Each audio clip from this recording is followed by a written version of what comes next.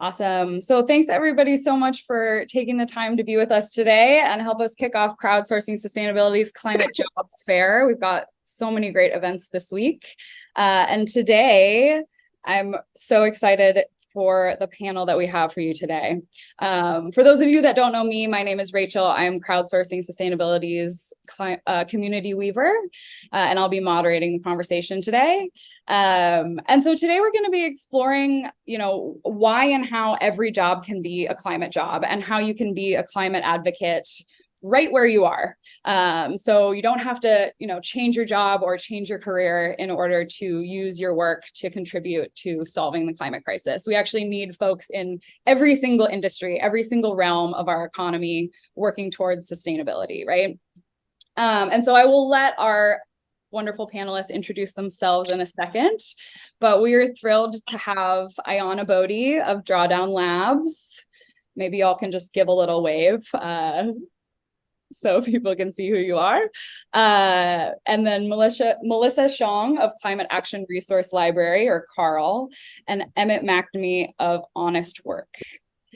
So the panel today is going to be about 50 minutes, and then we'll have some time for questions at the end. So be sure to, jot down your questions as they come up. Feel free to pop them in the chat throughout our time, and we'll do our best to, circle back and get to everything at the end. If you would like to dig in a bit more specifically and a bit more personally about how to really apply this conversation to yourself and to the job that you're in right now, Melissa has generously offered to stay on the call for 30 minutes after our conversation. And Ayana and Emmett might say as well, to chat with you about your specific job functions and help you think about and brainstorm how you can apply this conversation to the job that you have and just get started with this work. So I hope some of you will stay for that. All right, and without further ado, I will pass the mic to our wonderful panelists and let you all introduce yourselves, and just let us know a little bit about, who you are, what your background is, what your journey has been getting into this specific work, and anything else you'd like to share with us about what you're currently working on. And so I will start with you, Ayana. Awesome. Thank you so much, Rachel. And so nice to be here with y'all today. My name is Ayana Bodie, like Rachel said. I'm a senior associate with Drawdown Labs. I'm based in Brooklyn, New York. I've been really in the environmental field since my whole career. I had my hand at science, realized I did not want to be a scientist. I had my hand in policy work for a while, went to grad school for environmental policy. And then a little bit after graduating, realized, oh no, I don't really want to do policy work either. And so I ended up working at Drawdown Labs a few years ago, which I can explain a little bit about who we are. So Drawdown Labs is a program of Project Drawdown. Project Drawdown, we're a nonprofit. Our mission is super simple. It's to stop climate change as quickly and safely and equitably as possible. And Drawdown Labs is the program that I work for within Project Drawdown, and we kind of describe ourselves as a testing ground for accelerating the adoption of climate solutions, specifically within the private sector, and utilizing the influence of the private sector to scale climate solutions.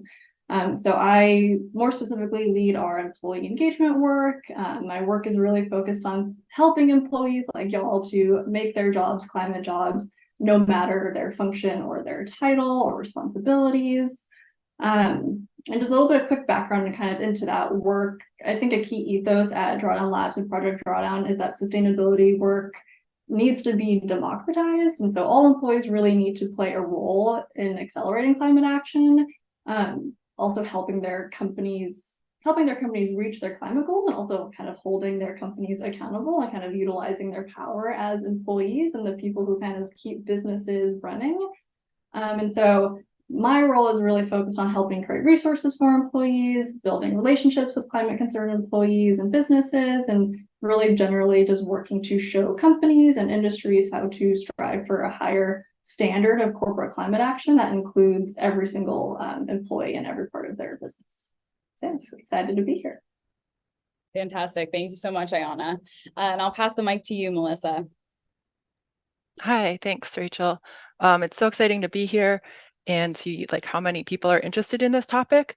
My background is a little different. I started out in building websites, and I became a product manager, like building web apps and phone apps with a team. And at the time I was kind of like, I just want to make cool things, right? And I cared about climate, but I really thought that lifestyle actions would be like enough. Like I composted, I supported our local bike lane. And like in 2018, when the IPCC special report came out and there were all those California wildfires, it was a little bit of like an awakening, like, oh, the people in charge, maybe they need some help. Maybe it's not just going to be okay. So I did some exploration. I checked out Climate Reality Project, 350.org, those types of things. And what really made a change was joining climateaction.tech. And I'm an organizer there now, but it's a professional community of tech workers trying to make the internet carbon neutral. So you're applying climate and sustainability practices to your actual work. And that really stuck with me. I was inspired to start a green team at my job, and it was cross-departmental. It started out with just like 2 people, but then, the landscape architect got involved, the marketing person was involved, office manager was involved. Like everybody had some way to reduce their footprint in their part of the office. And it really changed the culture over time. And so that's really the inspiration for Carl. Our goal is to help others do the same thing. We want to work with workers, talk about your job, learn about your job, and try to figure out how we can help you take climate action and make your job like a little bit more meaningful, maybe like learn some skills as well and advance your career. So thanks. Fantastic. Thank you, Melissa. And on to you, Emmett. Thanks, and hi, everyone. I guess quite helpfully, I'm kind of I feel like a bit of a hybrid between the other two, in the sense that I've also, like, my past career has been very like jumping around different things. I've worked as a teacher. I've worked in a few law firms, worked in financial services, worked in the nonprofit fields, and I guess kind of how that mishmash led me to here is that it was kind of the reflection that no matter which of those very different environments I found myself in, people still did tend to, care. There wasn't necessarily a higher number of people in the nonprofits that cared about stuff like climate change and human rights than in any other field, really. And actually, the biggest corporate law firm at which I worked was probably the place where I met the most people with like a master's in human rights law, for example, just struggled to maybe find their way into the industry because jobs are so competitive. But, whether it's human rights, whether it's climate change, I think my reflection has been that quite like Melissa was saying, that lots of people think that the way to best impact these kinds of issues is in your own private life. If it's volunteering, if it's reducing your own personal carbon footprint, whether it's donating to charities that you believe in, etc. But actually, the places where you work, almost like, especially if it's at a big company, but even if it's a smaller one, they do tend to impact these issues in quite material ways. And it's always been interesting to me that at, say, the corporate law firm, we had so many of these people who had masters in human rights, and yet were contributing to cases where we were where the law firm was defending energy companies that were removing indigenous communities from their lands. And maybe they didn't love it, but they didn't quite see their ability to do anything about it. And so I think it's partly that reason that's led me to start in this sort of little organization called Honest Work. And maybe the difference between the other two is that this isn't climate specific. It's much more focused on employee empowerment, I suppose, as a general concept, and helping employees understand what are the biggest issues that or the biggest impacts that the companies that they work for have, and what can you as an employee do about it, whether that's climate change. And for a lot of people it is climate change, but it could also be human rights. It could be if it's a pharmaceutical company, improving access to medicine. It could be tech and bias in algorithms and all sorts of things. So but yeah, echo Melissa's comment as well. It's great to see so many people here interested in this. Wonderful. Thank you, Emmett. And, also it's great to have you here and have that perspective, right? Because all of the things that you just named that aren't climate issues, right, are also climate issues, and climate is also, interconnected with those things that you mentioned. So it's great to have that intersectional perspective. So let's start kind of with where we are right now. And so how is climate currently approached in the work environment, if it is at all? And what are kind of the current frameworks within workplaces, and why do they need to change? How are they not meeting the needs that we have? I can jump in. Lead it I'll off. just I'll just kind of quickly talk about this question, maybe like kind of from like the corporate sustainability perspective that I work within. So I think right now it's pretty clear to probably all of us here that climate action from the private sector is really not matching the severity of the crisis. You hear goals like net zero by 2050 pretty often, but from the Drawdown Labs perspective, that is really not like a leading goal to have anymore. Net zero should not be the goal of a business. That is the goal of the entire planet. And so I think that companies that do have like some amount of climate ambition do need to like step up their game to kind of make up for the laggards that, you know, inevitably will refuse to like be part of this broader transition. So at least from the Drawdown Labs perspective, we think the current framework right now is like net zero. That is a leading goal in corporate sustainability. In our opinion, that is not a leading goal, and we really need to be going beyond net zero and really thinking about how do companies not just like reduce their operational emissions, which obviously is very important and priority number one, but how do they use their power as businesses to pull like much bigger and more systemic levers? And so those are things like engaging their employees across all of their business units, advocating for climate policy, and rethinking their financial relationships with banks that are financing fossil fuel projects, and ultimately kind of reevaluating their business models to align with this, you know, equitable and climate safe future that we need. And so I'll just pause there, but I think in general, what I'm saying is corporate sustainability has a lot of work to do, and employees are like a really key part of that, because we can't just have sustainability teams working on climate change. We need like every single team to be working on it if it's really going to be reaching this level of ambition that it needs to be. Fantastic, thank you. Melissa or Emmett, anything to add to that?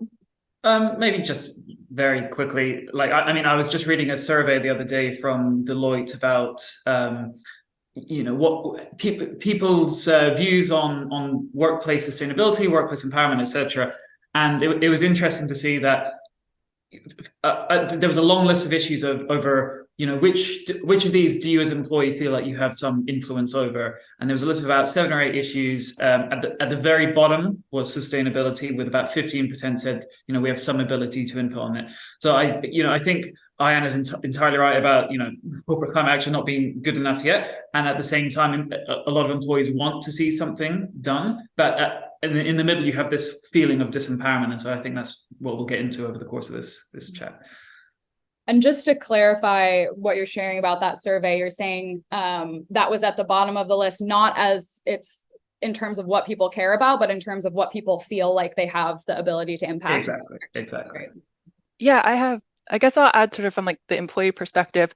Like, you might be working for a large company that has a sustainability goal, and you're like, hey, how come I haven't been told about it? Or like, why haven't I been asked to make any changes? And the truth is that sustainability managers, we'll get into this more later, but they're looking specifically at like big wins, right? Like, they're looking at, how do I switch over to renewable energy? How do I reduce fossil fuel use? Those types of things. And sort of like, you're in, I don't know, let's say you're in sales, right? You don't have a huge footprint, so they're not going to get to you until later. So that's kind of where this sort of employee engagement comes in, where you know best what you can do, because it's going to take a long time before the sustainability team gets to you. Yeah, that's a great note. And Ayana, we'll start with you on this next question, because, you know, Drawdown probably has the most comprehensive framework for climate solutions at work that's out there right now. And so can you tell us a bit about this framework, and also paint a little picture for us of like what's possible if companies truly take on this framework? Like, what is the bigger vision that this is in service to? Yeah, so the framework that Rachel is talking about, we call it the Drawdown Aligned Business Framework. It really outlines, I think, 8 key leverage points that businesses have at their disposal to, like I said earlier, go beyond net zero and not just do less harm, but like actually do good in the world when it comes to climate action, and really utilizing their financial power and their political power and their social influence to help the broader world fight climate change. And so I mentioned a couple of things earlier, like advocating for climate policy, rethinking financial relationships, engaging all of your stakeholders.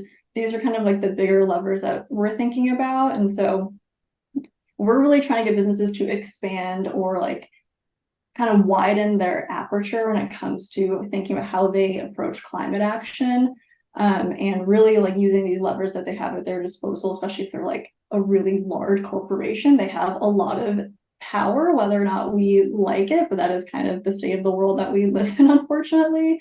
And so I guess just give kind of a couple of like tangible examples of what it looks like to think about pulling these different levers from like a corporate perspective. You know, and then bring more people into this work, right? So like in order to better engage with policy advocacy, you obviously need to engage your government relations and public policy teams to understand climate policy. You need your human resources teams to be on board with helping develop like maybe a carbon friendly travel policy for your company, or switching to climate friendly 401k or retirement plan options. If you want to have more sustainable supply chains, you need your legal team probably to write like new contracts for your suppliers, for your sustainable suppliers. And so the goal of the framework is really just to start like, one, showing all the levers that businesses have at their disposal, and two, once you show businesses how all these different ways they can impact the climate, it also starts to bring in like every single part of their business, not just sustainability teams like Melissa mentioned. So yeah, this framework is really meant to kind of enable every employee to like make that connection with their job and climate action. And so I guess the last part of your question, Rachel, like what is possible if companies take on climate in this way? I think it's just like bringing more people into the movement, like with the survey that Emmett mentioned earlier, that people, it's not that people don't care about it, it's just people don't say that they have agency around it. And I think when you can start to say, hey, like this is actually like one way to connect your job to this much bigger movement, I think it starts to show people like, oh, like I actually do have some agency. And I think that is really where we start to get like this like tidal wave of like people coming in and like taking action together. Fantastic. And Melissa and Emmett, love for each of you to speak a little bit about the frameworks that you both use at Carl and Honest Work, how they, differ or add to or emphasize what Ayana has been speaking to. Okay, I'll go first. I think mine is a little polite.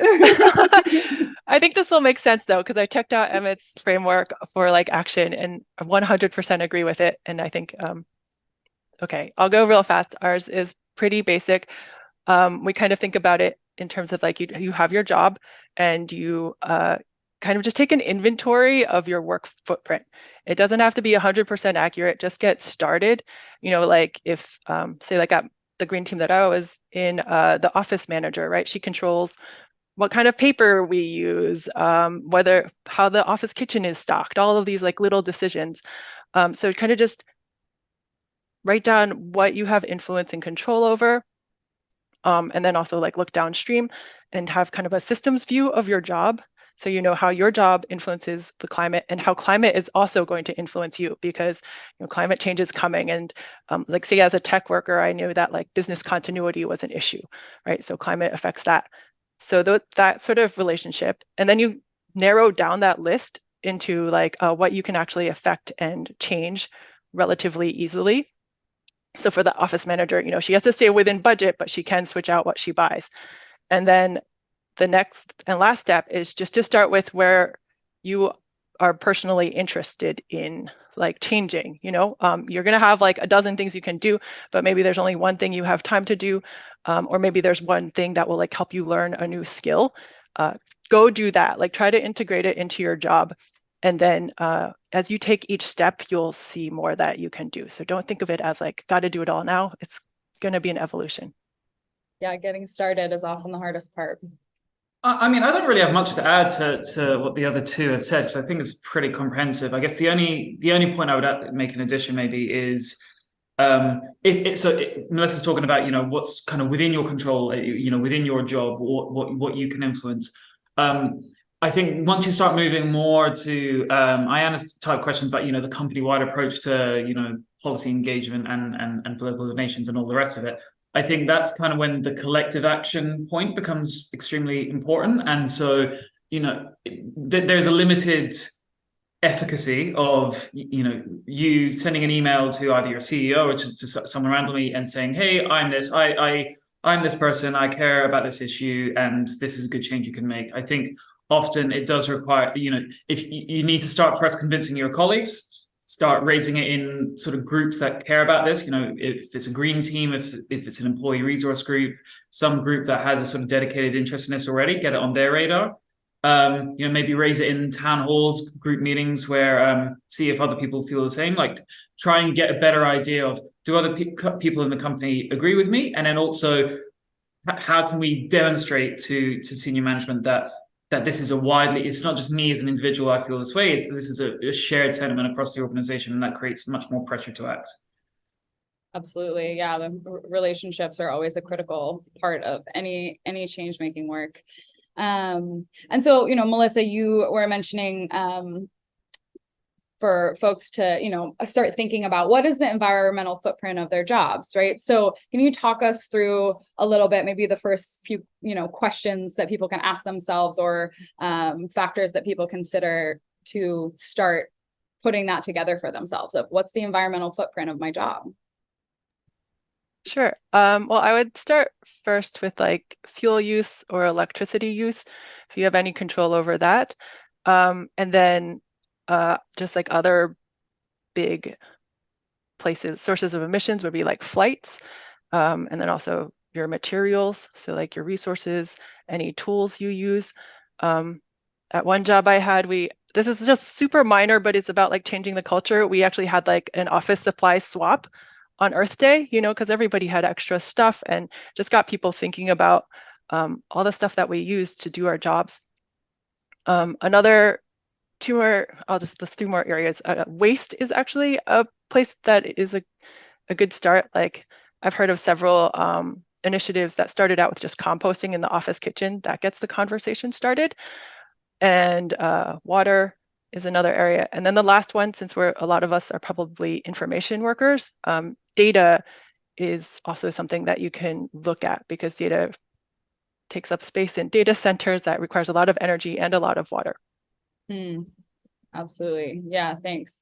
And Emmett, I'm curious if you have anything to add on that point of, broadening the scope of that question a little bit too, beyond just what's the environmental footprint of my job, but what's the human rights impact, the social and societal impact, any good questions for people to be reflecting on there?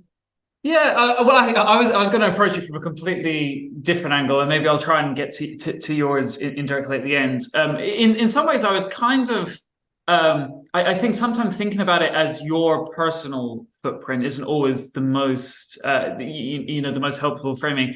I don't know how engaged people are in the sort of climate space, but something that's trotted out a lot is that actually the very idea of a personal carbon footprint originated with BP, the energy company, trying to transfer this from being a systemic issue to being actually something that you're responsible for, and you need to cut your own personal emissions, you need to recycle more.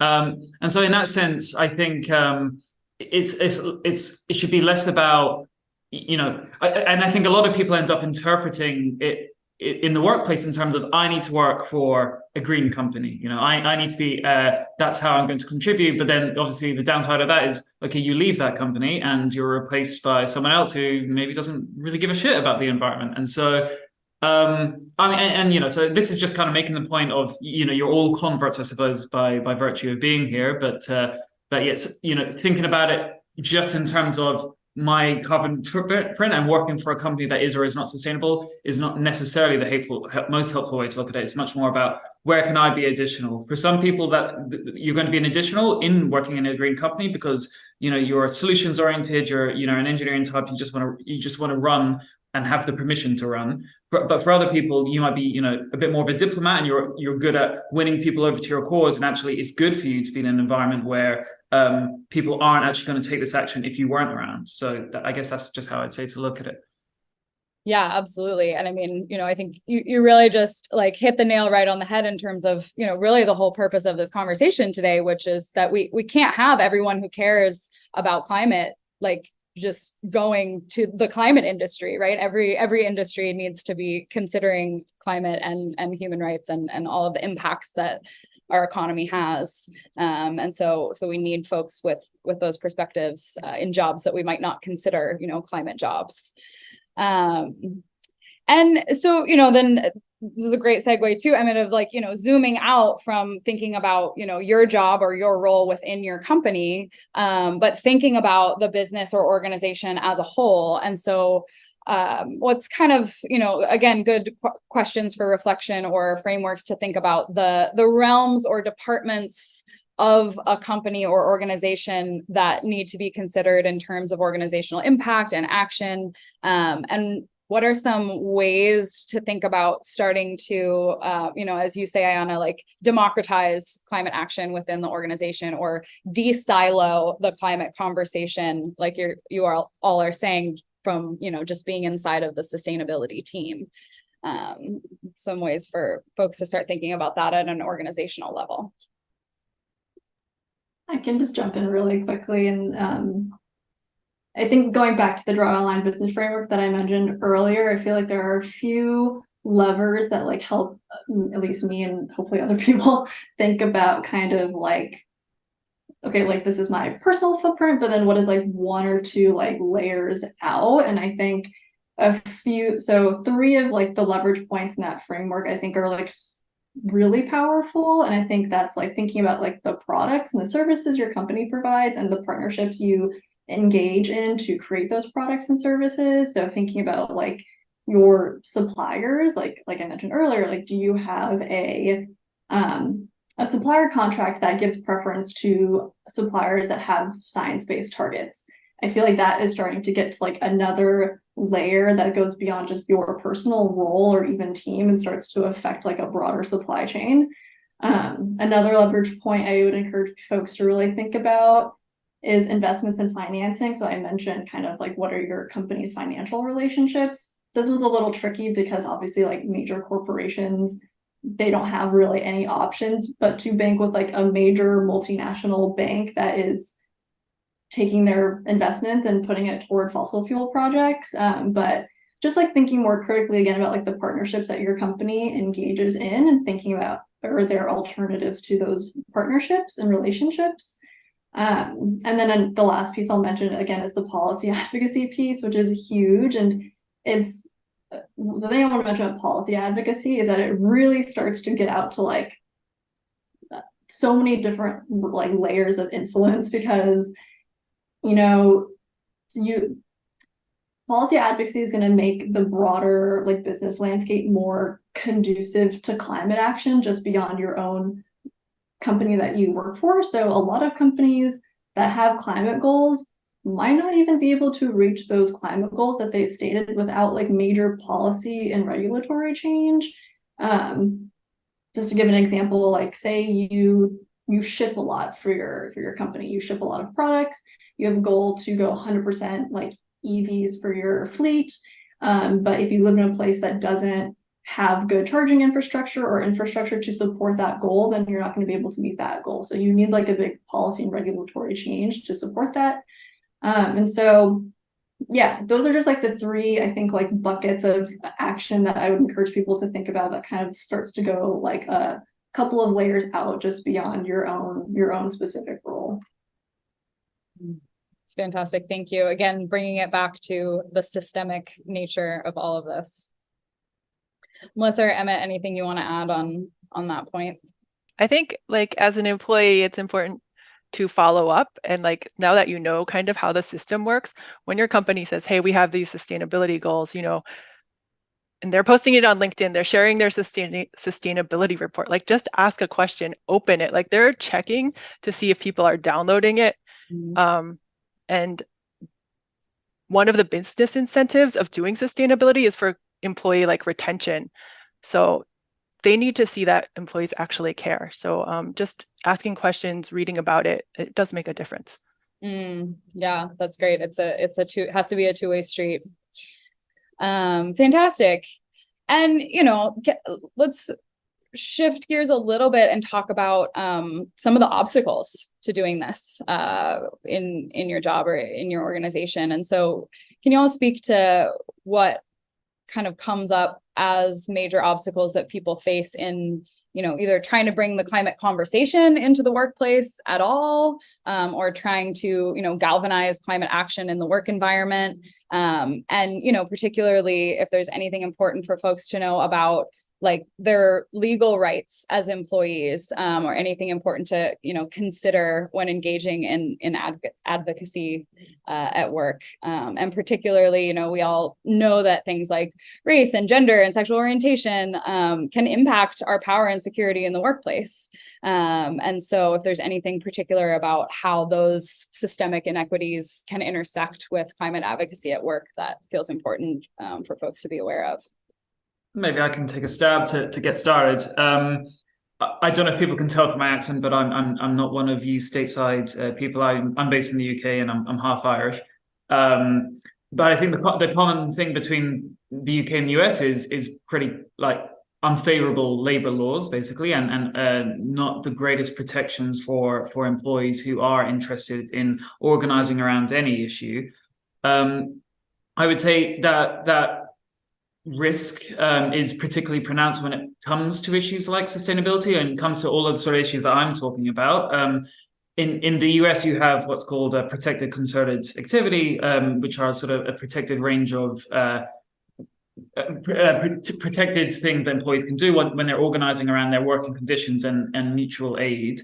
It's kind of been a subject of debate lately, but basically there isn't recognition that stuff like climate change, stuff like corporate strategy that doesn't like immediately connect to reduced pay or redundancies or anything like that is generally not recognized as protected. So it means that, in companies actually where a few years ago you were seeing employees making great strides in places like Amazon, where, a bunch of people walked out, they took such a range of creative actions. They even filed shareholder proposals at the companies to like get them to accelerate their climate action. The sad end, or not end, but sad step in that story is that some of the lead organizers were ultimately fired and let go from the company, and they ended up suing. They settled with Amazon out of court, but it just, I think this is something, depending on the sort of the nature of the action that you plan to take, I think the stuff like Melissa's been talking about is much more, within the sort of safe space of, okay, it's within your control, it's within your job description. If you start moving to the stuff that I'm trying to advocate for you to do, which it gets into much more risky territory when you're talking about, collaborating with other employees and challenging much more maybe fundamental business decisions. And so, I hope I'm not being a downer by pointing this out, but I think it's important for people to go into this sort of thing with their eyes open, basically. No, absolutely. Thank you. Melissa or Iona, anything you want to add on obstacles that people face and maybe some less like specifically, legal obstacles or, retributional obstacles that people might face, but just more, day-to-day obstacles that people might face and strategies for addressing those. Sure. I mean, work isn't easy. I find that like a lot of people are pretty burnt out these days. So I'm just going to say it is hard in a way.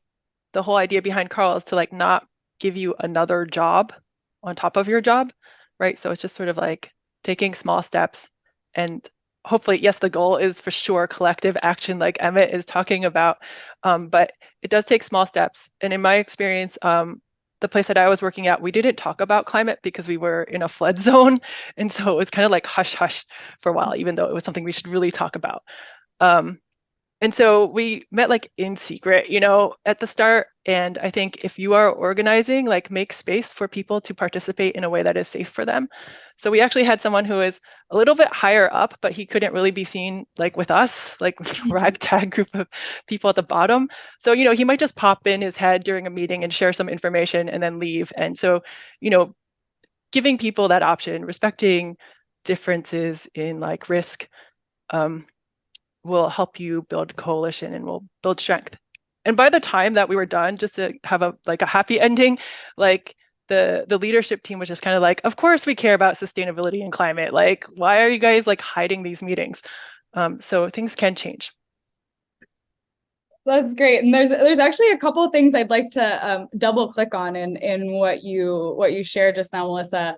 And one is the thing that you're speaking to about different people in different positions in the organization having different impacts of participating in this kind of thing. And I'm wondering if you can just share a little bit more detail about how, just in your experience, like how that played out, anything that you learned about because especially to what Emmett was just talking about, like it seems like it's probably really important to have people at different levels in the organization all part of this conversation and part of this collective strategy together, rather than just, like you're saying, the kind of people at the bottom, trying to get the people at the top to respond, but not having any integration.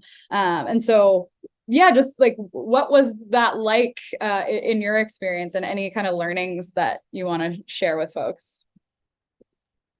Sure. I guess just for context, it was about like 60 people in the company, so like not huge. And one thing that we learned was that people had tried to do sustainable things on their own within their department. Say like the landscape architect, he had wanted to switch to organic, like fertilizers and pesticides, but he couldn't. And so what it kind of took was like the marketing person saying like, hey, this is actually something we could promote, right? So like use greenwashing to your advantage is kind of what I'm saying. Like it's not greenwashing if they actually follow through.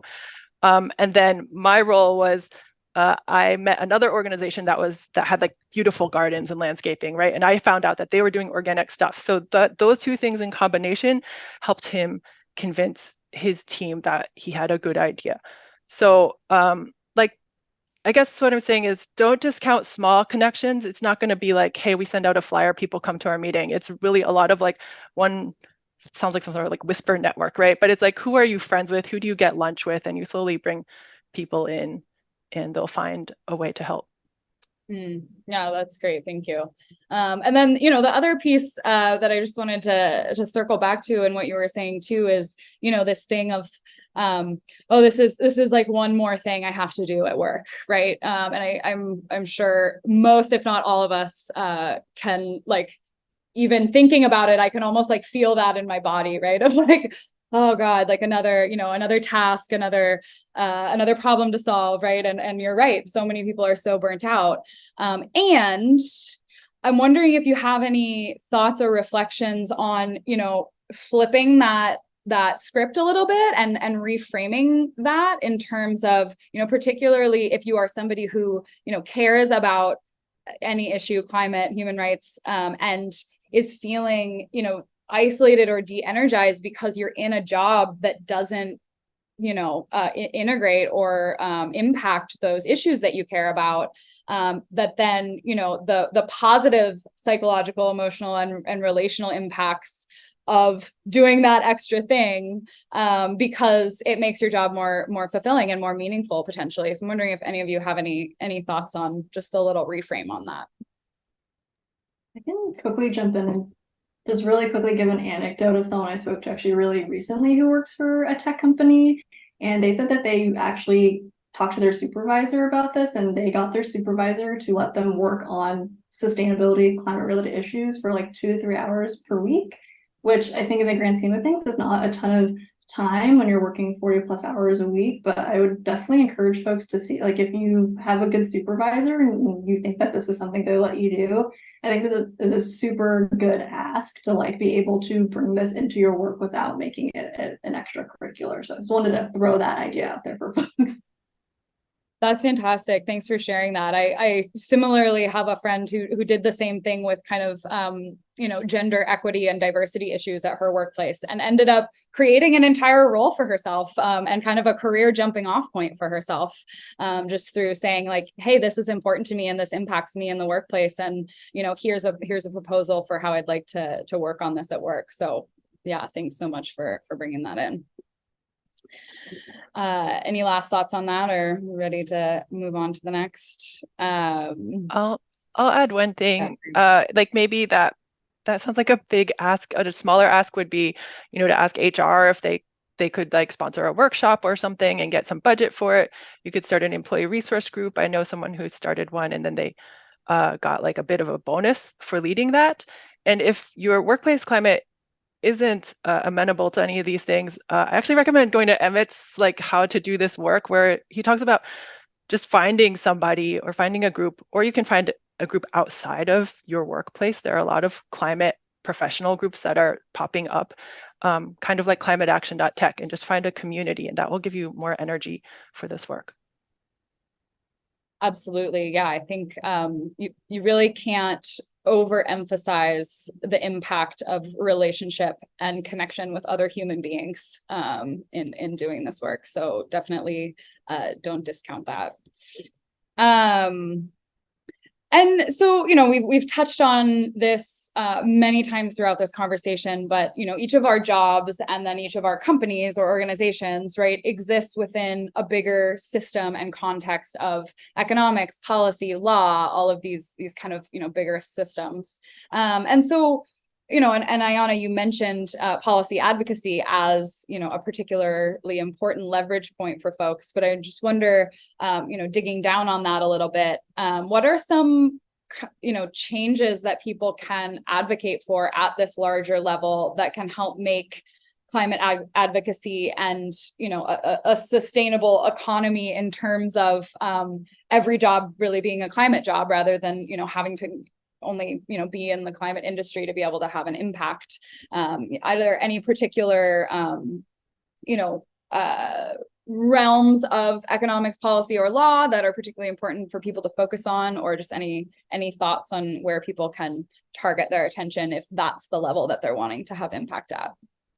I mean, to be honest, I think Ayana has already covered it pretty well. I mean, the two specific asks that I think are quite helpful in a US context, I say as the Brit, there's currently a campaign going on at the moment about Escape the Chamber, run by a group called Climate Voice, which is around the fact that many companies that are, themselves pro-climate advocacy, are a member of the US Chamber of Commerce, which is, quite a reliable opponent of any meaningful climate policy. And so, yeah, all of the sort of actions we're talking about on the corporate level, you have, they're kind of nullified in some ways by like a very powerful US Chamber of Commerce lobbying against them. And a sort of a related kind of ask, I think, is around the political donations activity of your companies. And this is more for larger companies. But I think, especially if you're an employer that's passionate about passionate about climate, I think, trying to draw up some red lines about, the sort of politicians or the sort of groups that you will just not donate to. Like, if a politician voted against the Inflation Reduction Act, should that politician be receiving any political donations from your company if your company is pro-climate? I mean, that's debatable, but the risk of that is becomes quite partisan then. But I think those are two things to throw into the mix. Great, thank you. And it looks like we've got someone from Climate Voice here in the room too. So Sarah just dropped a petition in the chat for anybody who's interested in following that up. So that's great. Any last thoughts on that, or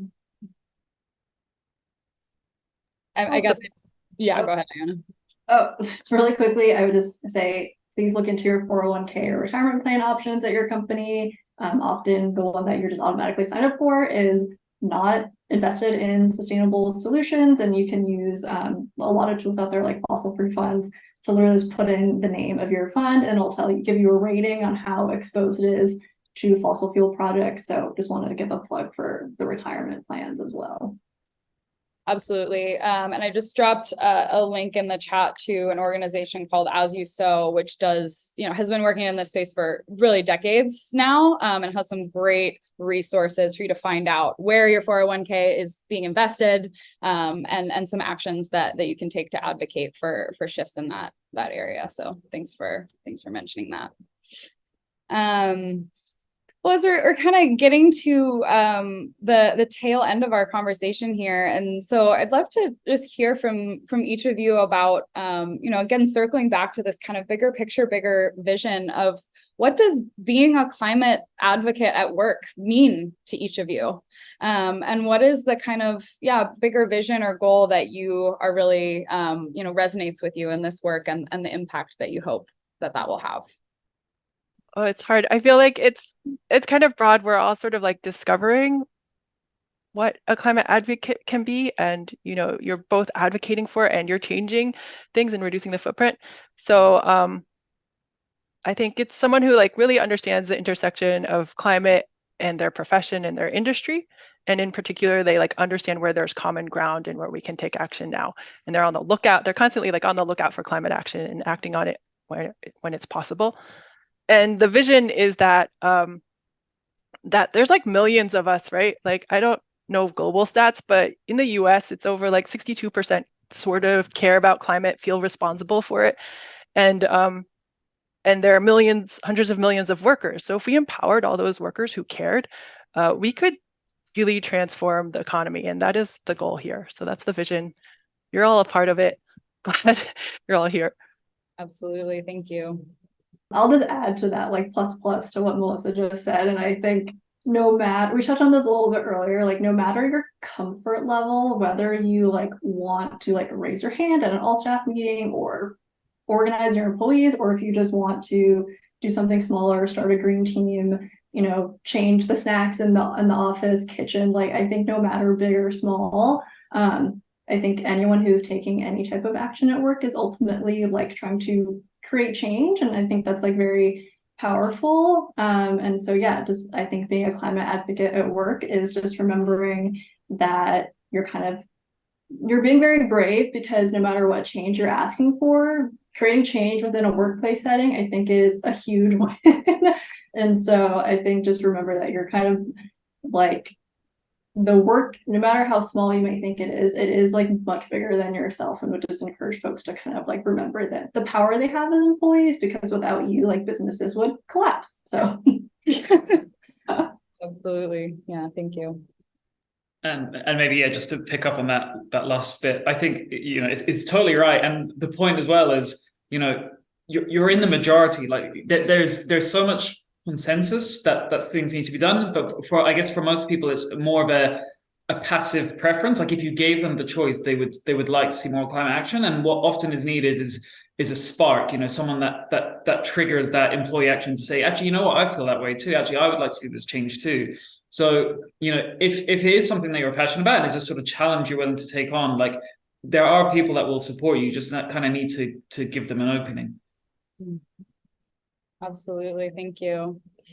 And we'll move on to kind of Q&A here in a second, so encourage people to gather the questions that have come up for them over the course of this conversation, and as Corinne has modeled for us, you can use the little raise your hand button at the bottom there, but just want to give each of you a chance to share any final thoughts or final calls to action that you have for people today before we get into folks' questions.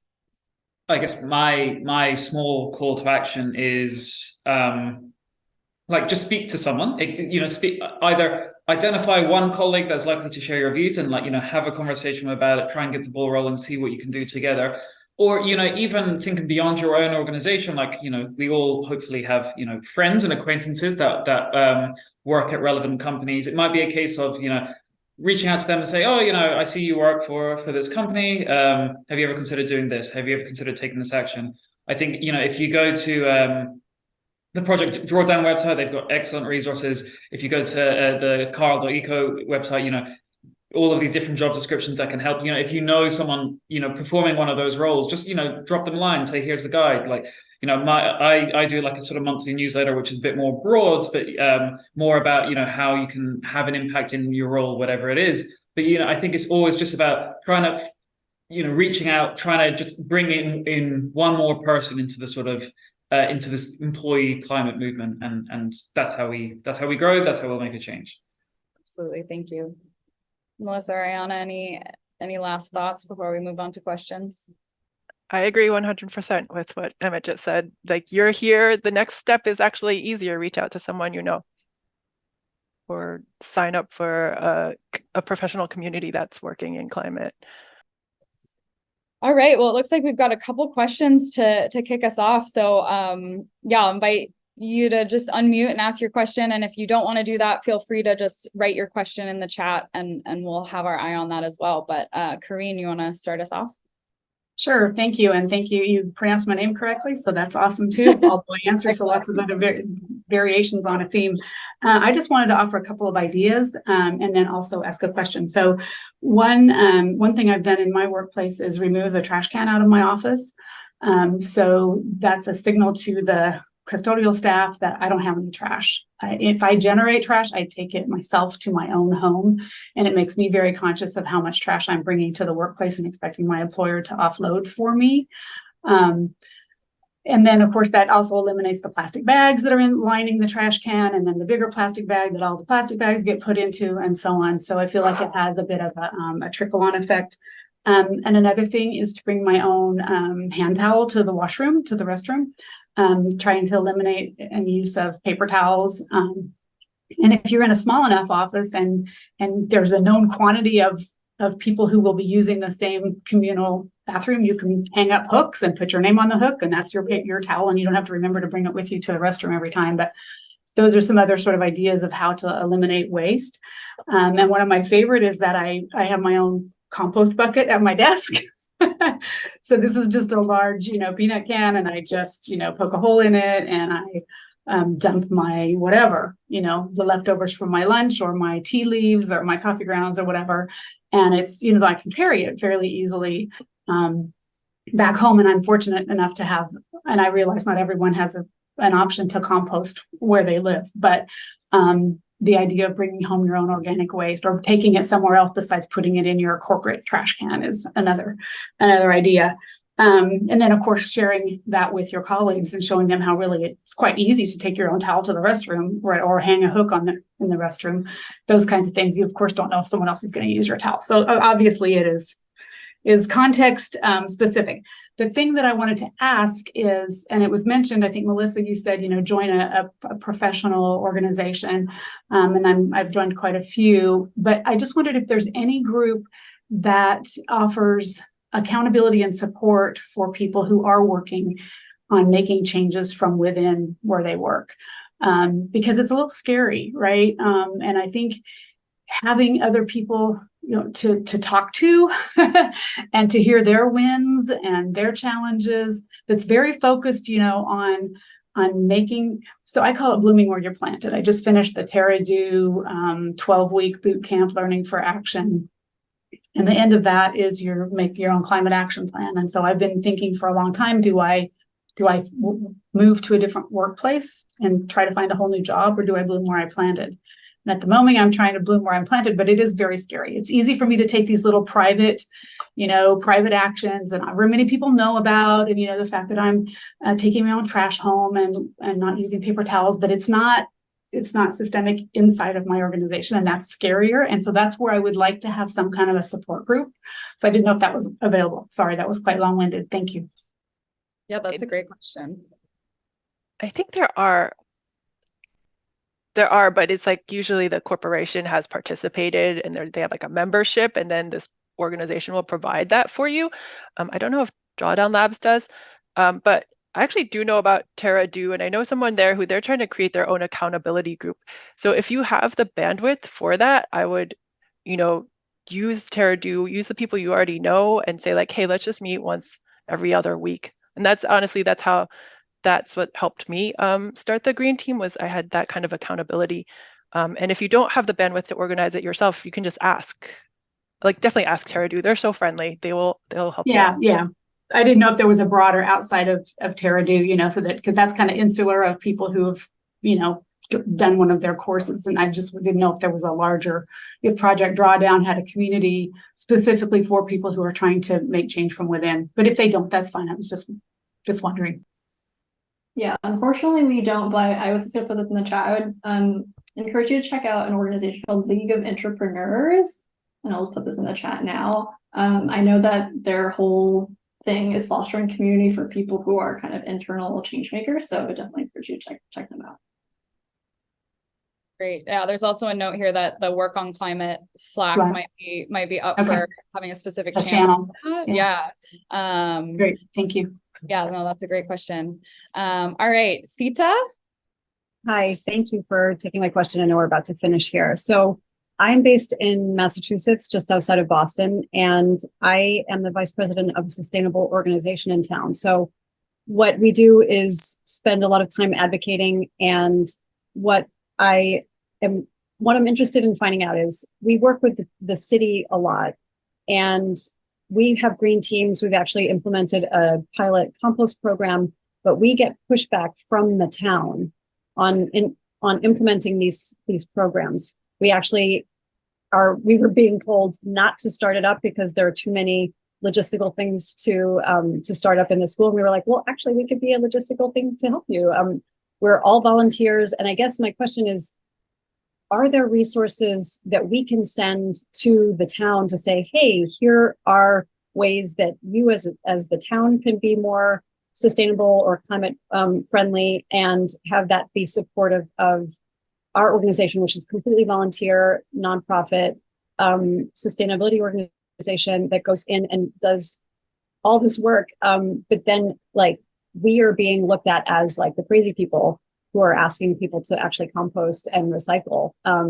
So the custodial staff and the lunchroom staff has been told not to work with us by the town. So we want to really find a way to educate them, and like we're kind of at a loss for like what the next step is to really advocate for these really fundamental and good programs. So I guess if there are any resources that people know of that you could send my way, I'd be really interested. And Corinne, you mentioned, is there some kind of program about tracking internally? We actually have a Mass Energize. I don't know if it's in other states, but Massachusetts has a program called Mass Energize that Milton started a branch of. And you can basically, as an individual, sign up and show what things you've done, like composting at home, solar, like that. And so it kind of gamifies things a little bit. So you can like see where you are among your neighbors in your town. And it may work on the corporate level, but I guess I'm really curious, because we're a small organization, are there resources for smaller organizations too, and not just like large corporate entities? Thank you. I'm not sure about specific resources, but I do just have a thought on that, which is particularly because I know a lot of towns in Massachusetts specifically have, you know, climate action plans and like that's happening at that community level.